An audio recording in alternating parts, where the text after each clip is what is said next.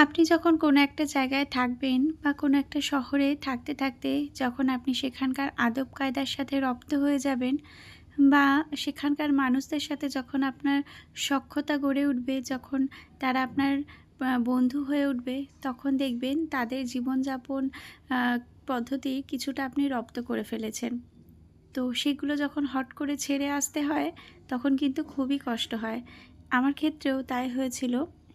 বেশ কিছু বছর আমি হায়দ্রাবাদে আ থাকার পরে যখন জানতে পারলাম যে হায়দ্রাবাদ শহরটাকে এবার আমাকে ছাড়তে হবে, আর এখানে থাকা চলবে না, তখন না ভীষণ কষ্ট হয়েছিল। আমার ওই হায়দ্রাবাদের যে ভাড়ার ঘরটা ছিল সেটা ছেড়ে আসতে সত্যি বলতে খুব কষ্ট হয়েছিল। অনেক খোঁজাখুঁজির পরে আমি ঘরটা পেয়েছিলাম এবং মনের মতো করে আমি মেয়েকে নিয়ে ২ মেয়েকে নিয়ে কিন্তু থাকতাম। তো কিছু করার নেই, ছেড়ে আমাকে আসতেই হবে।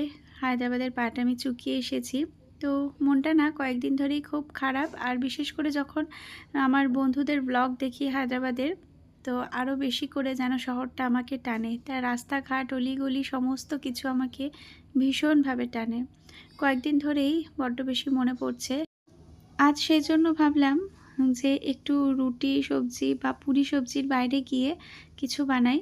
তো ইডলি ধোসা খুব সহজেই পাওয়া যেত হায়দ্রাবাদে।